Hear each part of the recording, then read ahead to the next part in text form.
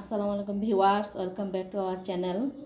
আজকে আমি গরুর মাংসের শুটকি দিয়ে একটি মজাদার রেসিপি তৈরি করব, আর সাথে নিয়েছি কালো বেগুন। আর এই শুটকিটা কিভাবে তৈরি করা যায় সেইটার একটা রেসিপি আমার চ্যানেলে আছে, চাইলে আপনারা দেখে নিতে পারেন। আর এই শুটকিটাকে এখন আমি 10 থেকে 12 ঘন্টার জন্য ভিজিয়ে রাখবো, তারপর সেটাকে সিদ্ধ করে নেব। ফিরে আসলাম 12 ঘন্টা পর, আর এটাকে আমি এখন সিদ্ধ করে নিব প্রায় 1 ঘন্টার মতো। এখন এটাকে আমি সিদ্ধ করে নেব।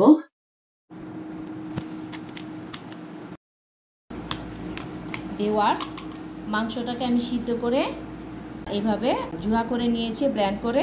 আপনারা চাইলে পাটায় অথবা হামান দিয়েও গুঁড়া করে নিতে পারেন। আর সেই সাথে আমি বেগুনটাকে এভাবে কেটে লবণ পানিতে ভিজিয়ে রেখেছি। এখন চলে যাব রান্নায়।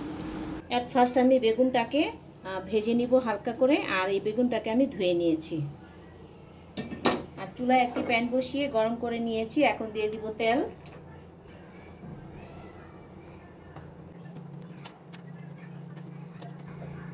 দিয়ে দিব একটু হালকা হলুদ,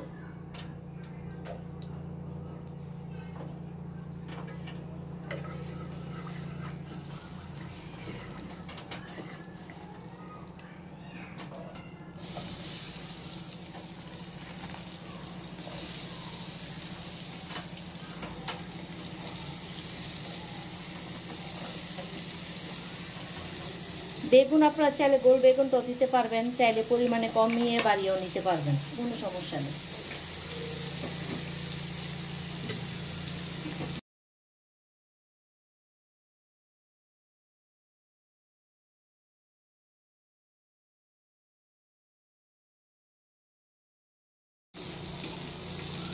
ভিউয়ার্স, যারা এখন আমার রান্নাটা দেখছেন, এখনই সাবস্ক্রাইব করে ফেলুন, আর পাশে থাকা বেল আইকনটা টিপ দিয়ে রাখুন, যাতে পরবর্তী রেসিপিটা দেখতে পান।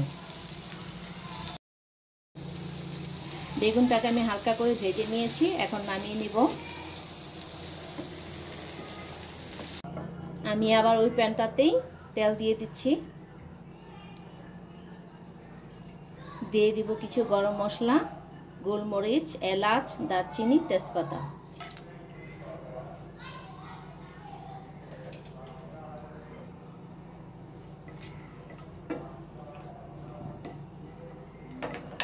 একটু হালকা ভেজে নেব।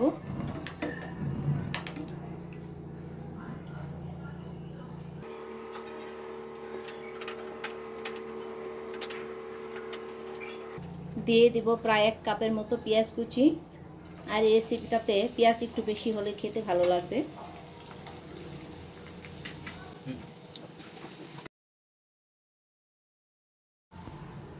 দিয়ে দিব 2 চা চামচ আদা রসুন পেস্ট।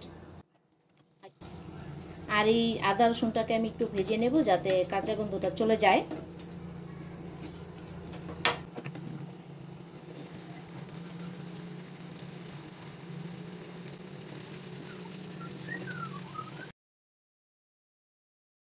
এখন দিয়ে দিব মরিচ গুঁড়া 2 চা চামচ, দিয়ে দিব হলুদ গুঁড়া 1 চা চামচ, ধনে গুঁড়া 1 চা চামচ, জিরার গুঁড়া 1 চা চামচ,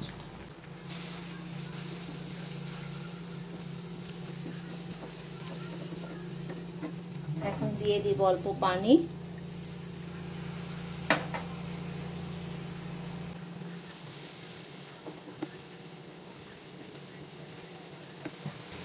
দিয়ে দেব স্বাদ মতো লবণ।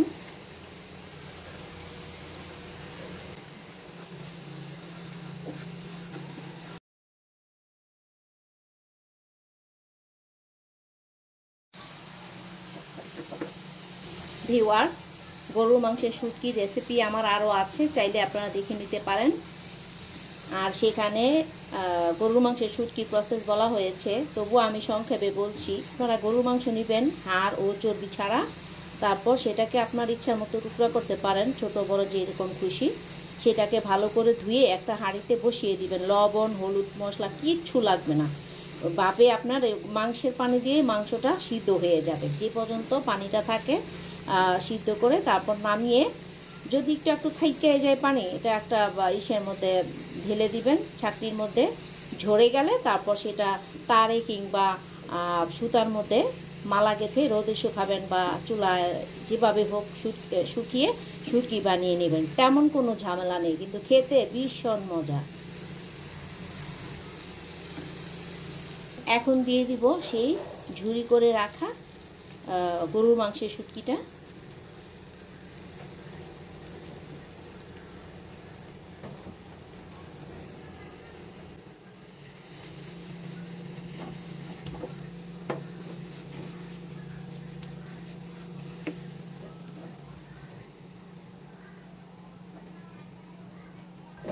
দেখুন ভিউয়ার্স, শুটকিটা যখন ঝুরি করা হয়েছে সেটা কতখানি বেড়েছে।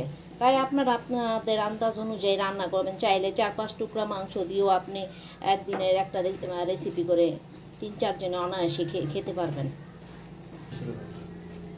আর শুটকির ব্যাপার তো একটু বেশি করে রান্না করবেন, কেননা এই সমস্ত খাবারগুলো একটু কারাকারের বিষয় থাকে, খেয়ে তৃপ্তি মিটবে না যদি কম করে রান্না করেন। তাই আমিও আমার পরিবারের সদস্যের সংখ্যা 4 জন হওয়া সত্ত্বেও আমি বেশি করে রান্না করছি, কারণ আমরা শুটকি সবাই মোটামুটি পছন্দ করি। আরেকটি কথা ভিউয়ার্স, যারা কোনো শুটকি খেতে চান না, কোনো শুটকি আপনার নাকের সামনে নিতে পারেন না বা গন্ধটা সহ্য করতে পারেন না, তারা অবশ্যই একবার হলেও গরুর মাংসের শুটকিটা ট্রাই করবেন। সেটা একবার খেলে আপনি পুরোই ফিদা হয়ে যাবেন।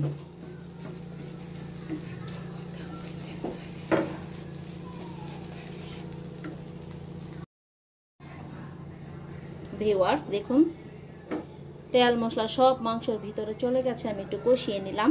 এখন দিয়ে দিব সেই জারটা ধুয়ে গরম পানি। আর এখানে গরম পানি অ্যাড করলে ভালো হয়।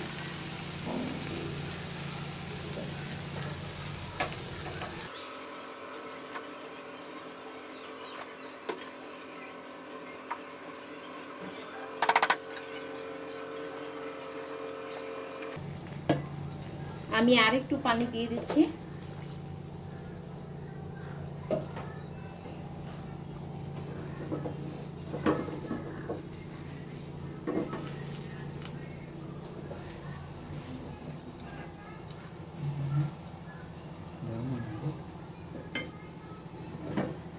ঢেকে আমি এখন এটাকে রান্না করে নেব সিদ্ধ হওয়া পর্যন্ত।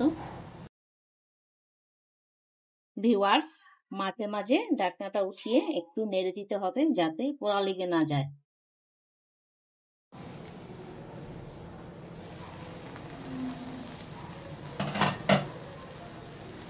ভিউয়ার্স, মাংসের শুটকিটা আমার প্রায় 80% হয়ে গেছে। এখন দিয়ে দিব সেই বেগুন ভাজাগুলো। আর এখানে আমি একটু লবণ দিয়েছিলাম ভাজার সময়, কিন্তু স্কিপ হয়ে গেছে, সরি।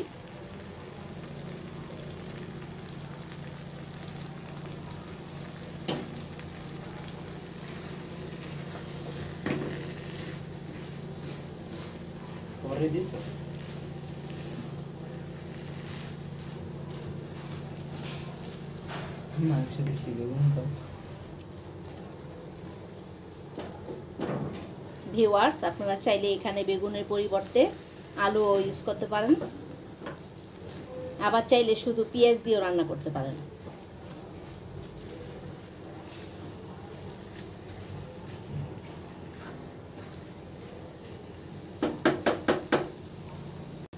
মাংসের শুটকিটা প্রায় রান্না হয়ে গেছে। এখন দিয়ে দিলাম সামান্য একটু পেড়ে রাখা কাঁচামরিচ, হাফ চা চামচ গরম মশলা গুঁড়া আর হাফ চা চামচ জিরা গুঁড়া।